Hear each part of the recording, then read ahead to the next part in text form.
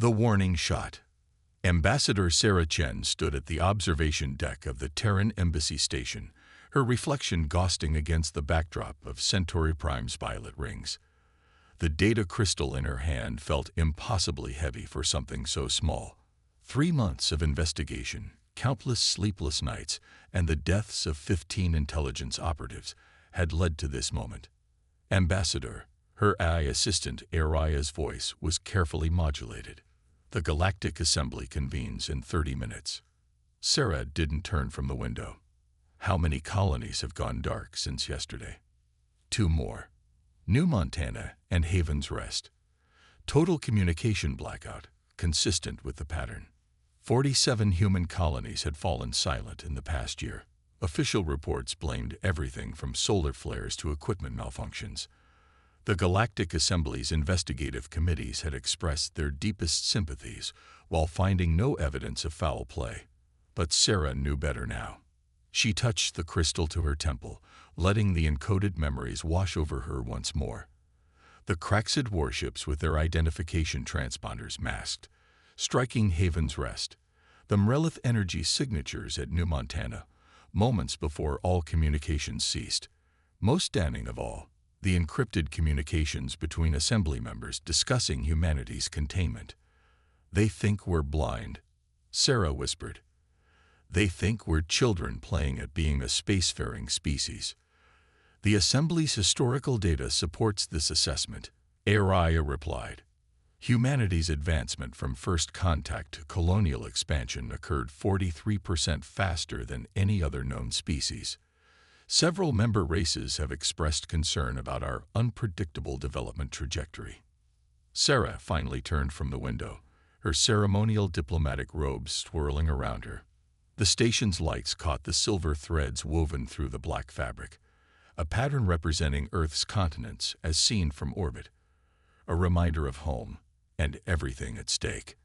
How many ships are in position? Admiral Drake reports the 7th Fleet is maintaining strategic silence in the Horsehead Nebula. The Phantom Division has successfully deployed quantum ghost arrays around all remaining colonial systems. Earth Defense Command confirms Protocol Lazarus is ready for immediate activation. Sarah allowed herself a grim smile. The Assembly's member races had been so focused on containing humanity's visible expansion that they'd missed what was happening in the shadows.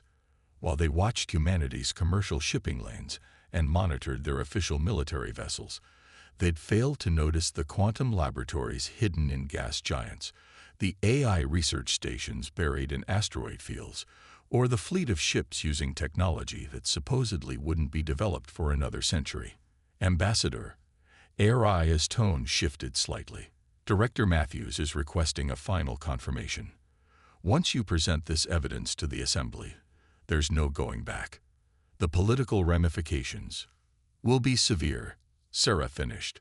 But they crossed the line when they started attacking our colonies. Humanity joined the Galactic Assembly in good faith. We followed their regulations, respected their boundaries, and played by their rules. And in return, they tried to strangle us in our sleep. She slipped the data crystal into a hidden pocket and straightened her robes. The Assembly chamber would be full today. Representatives from over 200 spacefaring civilizations gathered to discuss trade agreements, territorial disputes, and technological exchange protocols. None of them expected humanity's ambassador to have anything significant to say. That was about to change. ARIA, send the confirmation to Director Matthews, and patch me through to Admiral Drake. A moment later, a gruff voice filled her private comm channel. Ambassador, is everything ready, James? The fleet is in position.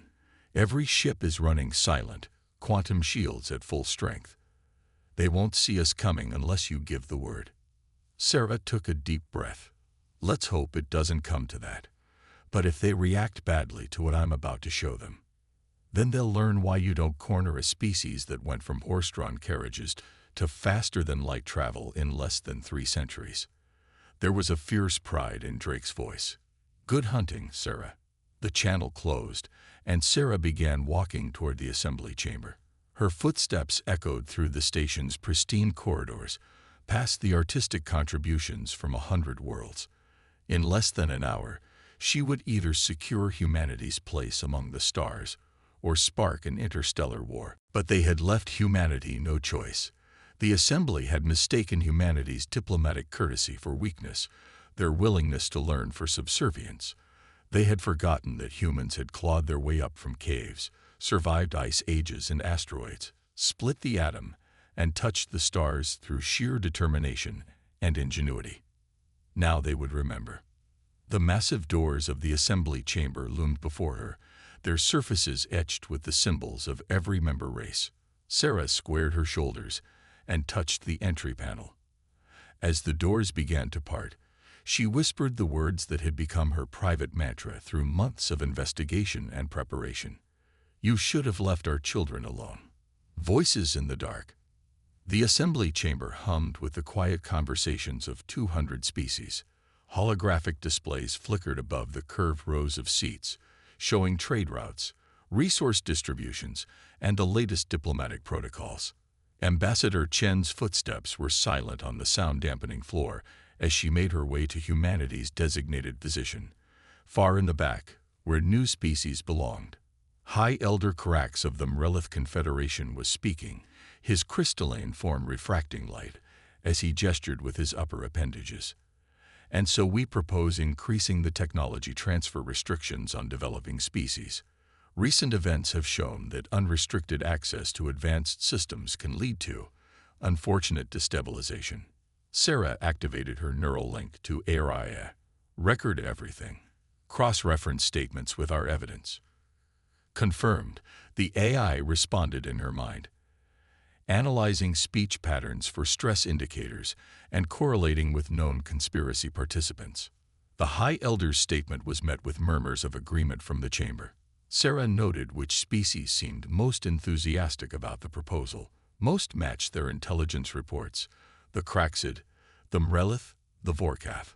All ancient spacefaring races, all secretly involved in the attacks on human colonies. "The motion is sound," rumbled Ambassador Thex of the Vorkath Imperium. Their massive armored form dominated their section of the chamber. "We have seen too many young races destroy themselves with technology they weren't ready to handle. Perhaps a more structured approach to advancement would be beneficial." Sarah's hand touched the pocket holding the data crystal. Inside were recordings of Vorkath warships, providing escort for Craxid strike forces attacking human colonies. The same Vorkath who now spoke of protecting younger races from themselves. "If I may address the assembly."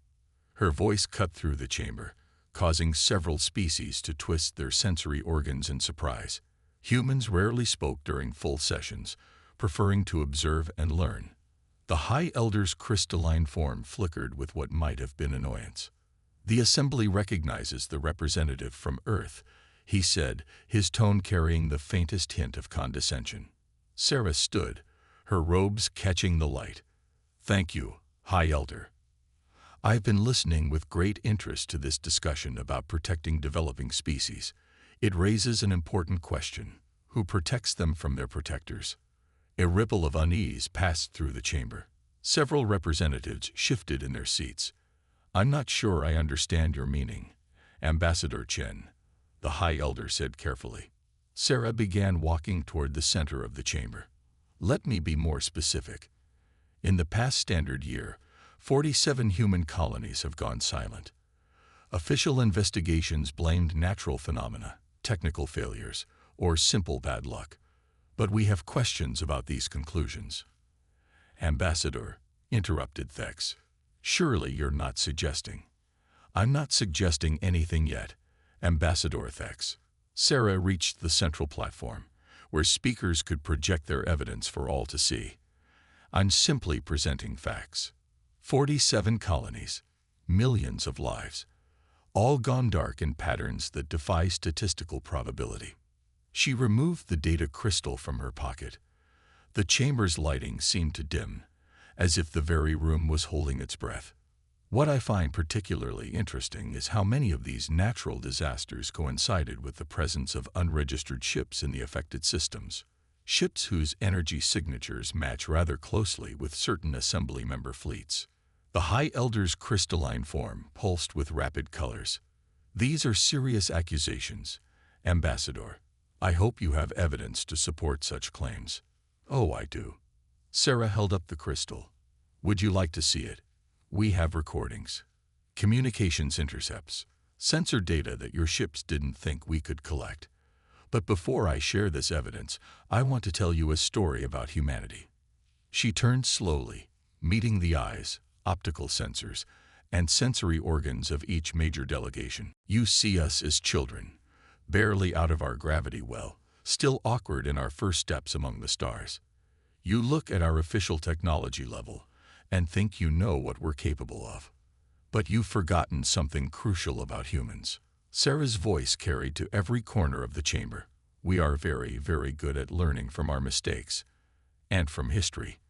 When we joined the assembly, we studied the records of every species that had risen and fallen over the millennia. We saw the patterns, and we prepared. What patterns? Asked a representative from one of the neutral species. The pattern of established powers using bureaucracy and regulations to contain rising species. The pattern of secret interventions and manufactured accidents to keep younger races in their place. The pattern that's playing out right now in this very chamber. Sarah inserted the data crystal into the central platform's reader. But we learned something else from history.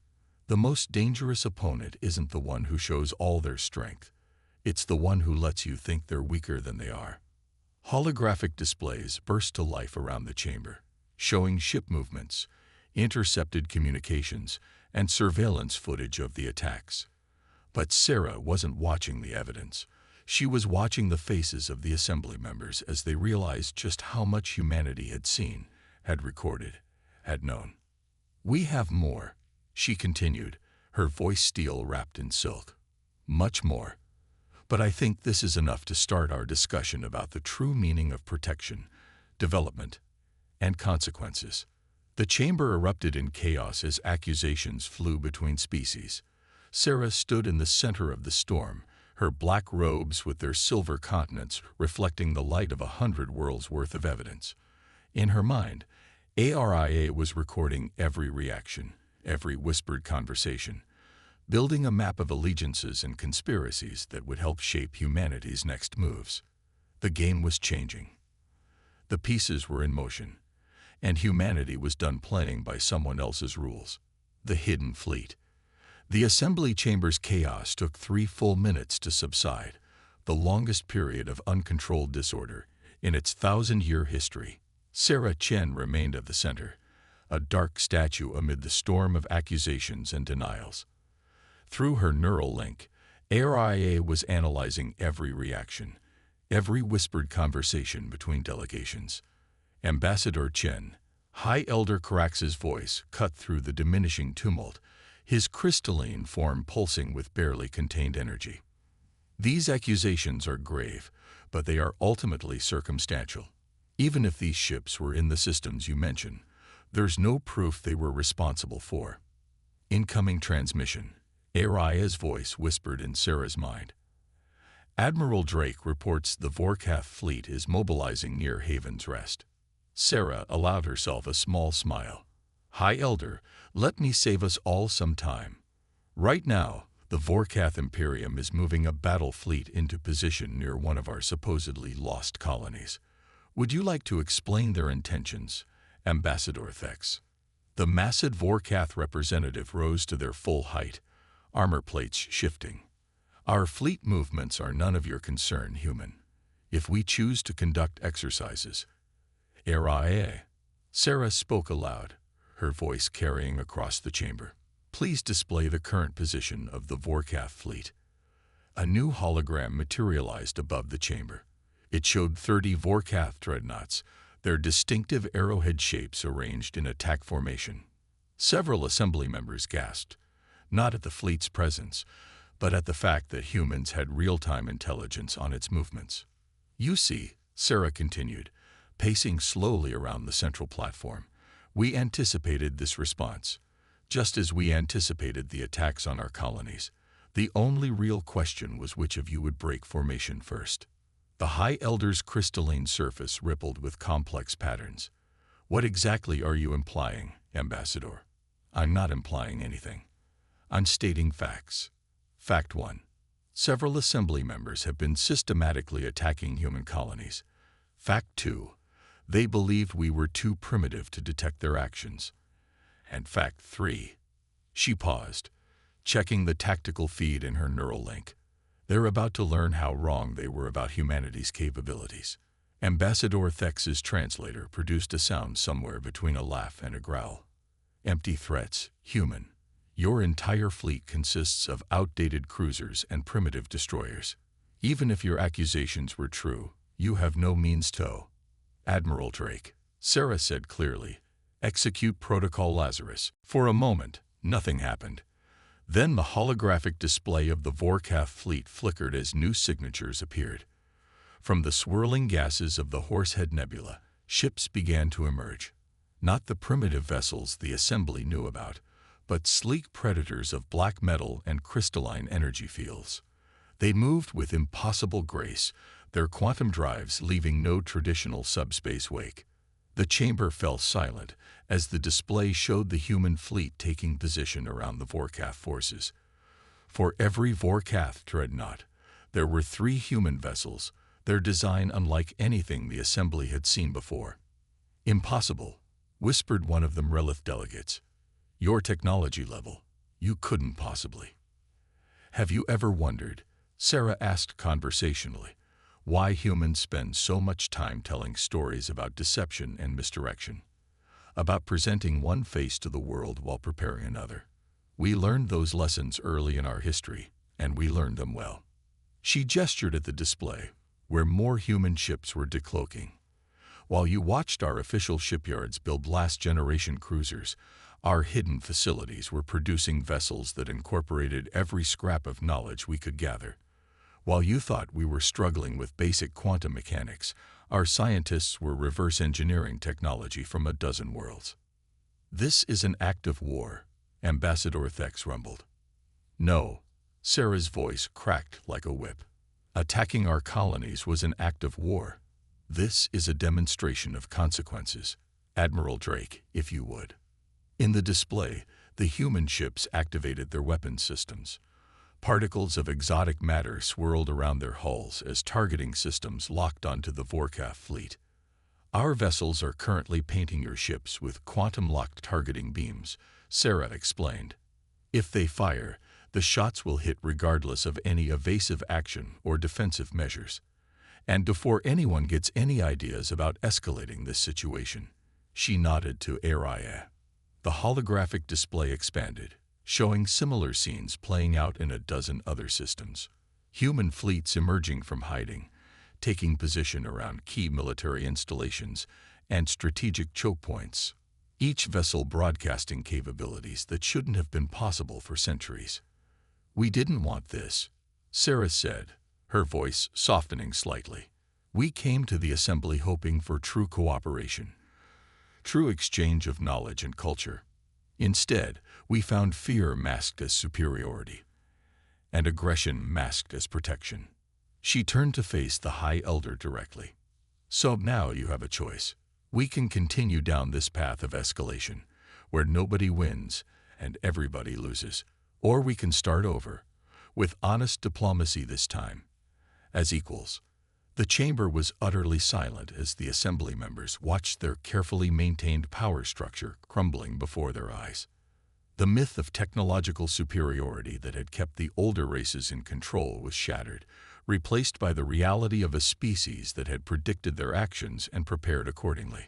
In orbit around Haven's Rest, Admiral Drake watched his tactical display and smiled as the Vorkath ships began powering down their weapons. Sometimes the best victory was the one where you never had to fire a shot. You just had to make the other side realize that their assumptions about you had been catastrophically wrong. Breaking point. High Elder Carax's crystalline form had lost its usual iridescence, settling into a dull, clouded state that reflected his deteriorating diplomatic position. Around the assembly chamber, Representatives from 200 species watched the holographic displays with mounting unease. The human fleet's deployment had shattered centuries of assumed military superiority in mere minutes. "This is unprecedented," Carax finally said, his translation matrix struggling to maintain composure. "Never in the Assembly's history has a member species concealed such military capability." Sarah Chen's laugh was sharp and without humor. "Unprecedented, like systematically attacking the colonies of a new member species. Or perhaps you mean unprecedented, like using Assembly regulations to strangle the development of races you consider threatening." Through her neural link, ARIA was feeding her real-time updates. "Multiple species are attempting to purge their data networks," the AI reported. "Quantum intrusion protocols are maintaining surveillance." Director Matthews reports all evidence is secured.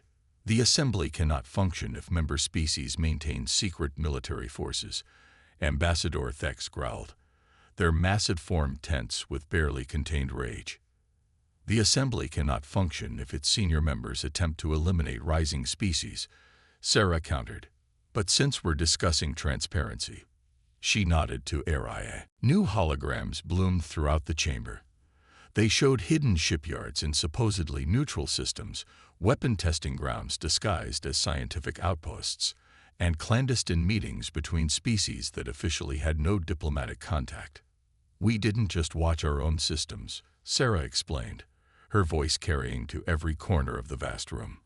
"While you were focusing on containing humanity, we were learning everything about you. Every secret installation, every hidden alliance, every violation of Assembly protocols you used to maintain your power." The Mrelith delegation's crystalline forms were vibrating with agitation. "You had no right. We had every right." Sarah's voice cut through the protest like a plasma torch through hull metal. "The moment you decided to attack our colonies, you gave us the right to defend ourselves by any means necessary. And humanity has a very long history of turning others' weapons against them." She began walking slowly around the central platform, her robes flowing like liquid shadow. "Did you think we wouldn't notice the pattern?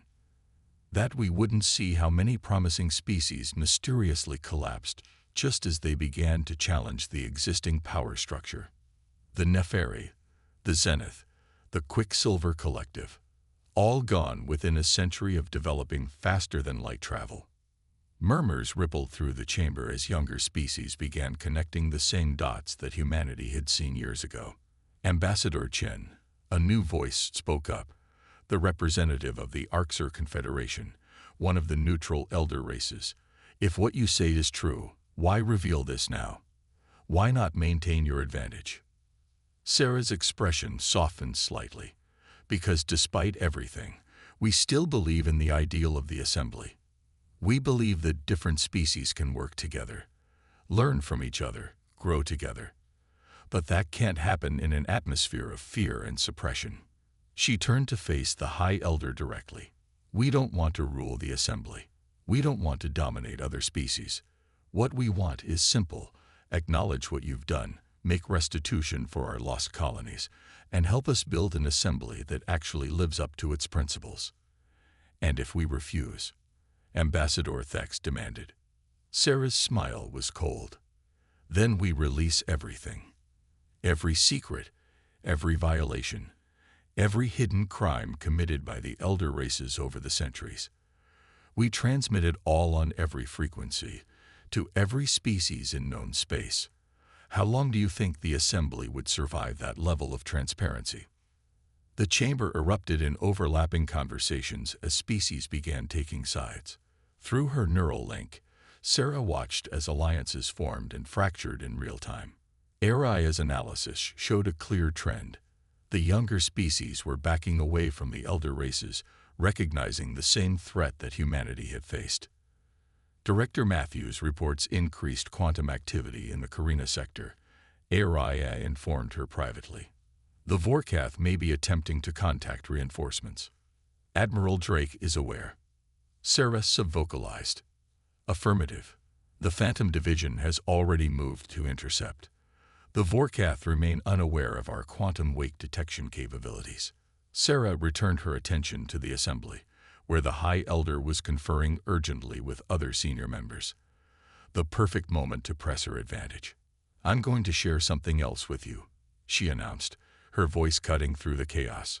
"Something that might help you understand humanity better. In our history, we have a concept called a Pyrrhic victory, winning a battle at such cost that it amounts to defeat.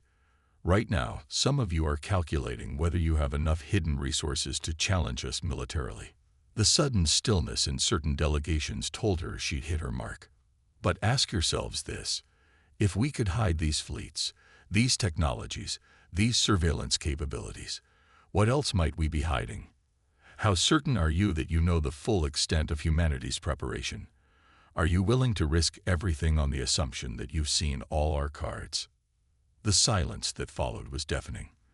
In that moment, humanity's reputation among the stars was transformed. No longer the naive newcomers, they were revealed as master strategists who had turned the Assembly's own paranoia into a weapon. New dawn. The Assembly chamber had transformed from a symbol of established power into something else entirely, a crucible where centuries of carefully maintained hierarchies were being reshaped. Sarah Chen stood at the center of this transformation, her black robes with their silver continents catching the light from 100 holographic displays, showing humanity's hidden strength. "We have a saying on Earth," Sarah said into the tense silence. "The truth will set you free. It's not always a comfortable freedom, but it's better than comfortable chains." Through her neural link, Araya reported, "The Vorkath fleet has completed power-down procedures. Admiral Drake confirms all weapons systems are offline. Similar compliance is being reported across all confrontation zones." High Elder Carax's crystalline form had settled into a pattern that Sarah's cultural training identified as resignation. "What are your demands, Ambassador Chen?" "Not demands. Proposals." Sarah's voice softened. "First, immediate cessation of all operations against human colonies. Second, a joint recovery mission to assist survivors and restore communications. Third, the establishment of an oversight committee with rotating membership from all species, not just the elder races." She paused, letting the reasonableness of these terms sink in. "And finally, a complete review of Assembly regulations regarding technological development and species advancement. No more artificial restrictions. No more protective regulations that serve only to maintain the current power structure. You would destroy centuries of stability," one of the Mrelith delegates protested. "No," Sarah countered. "We would replace artificial stability with genuine progress. Ask yourselves, how many advances have been lost because of your fears? How many species might have contributed wonders to our shared civilization if they hadn't been suppressed?" Ambassador Thex's massive form shifted. "And what guarantee do we have that humanity won't use its hidden advantages to establish its own dominance?" Sarah smiled. "The same guarantee we've had since our first days in space.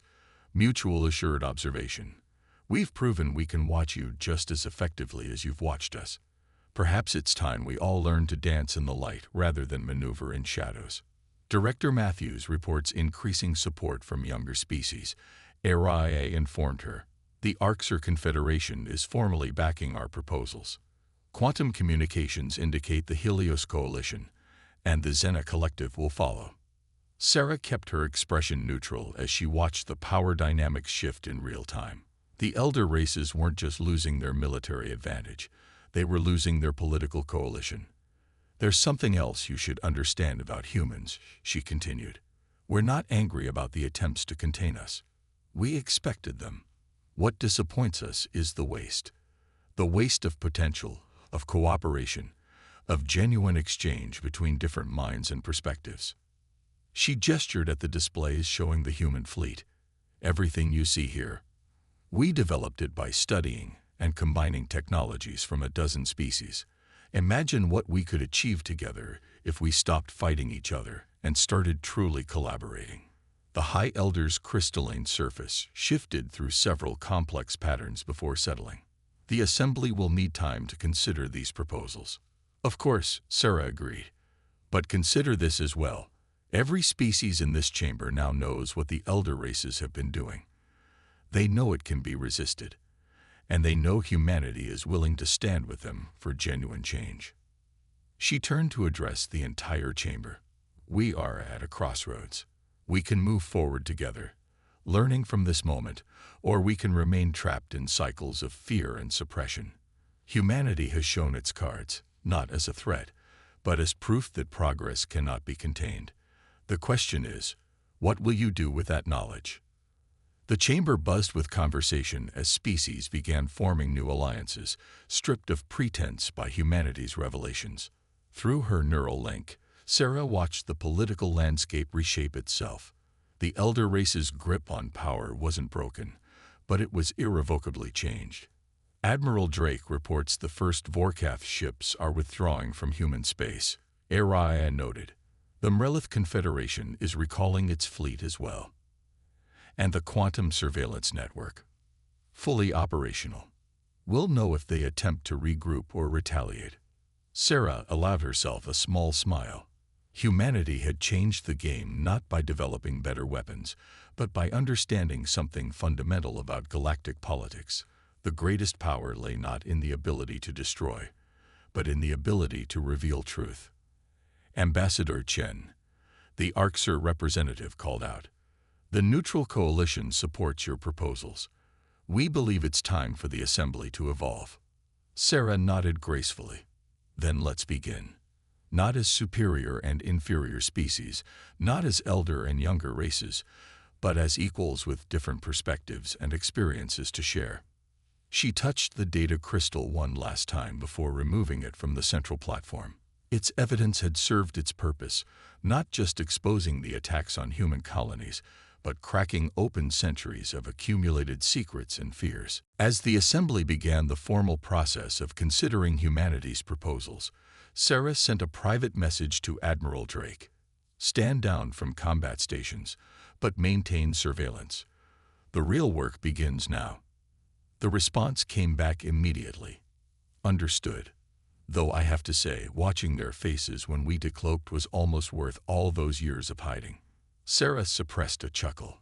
Humanity had indeed revealed its strength today, but their greatest victory wasn't in the ships they'd hidden or the technology they'd developed. It was in proving that even in an age of interstellar travel and quantum communications, the most powerful force in the universe remained the truth. The Assembly would never be the same. And that was exactly what humanity had been working toward all along.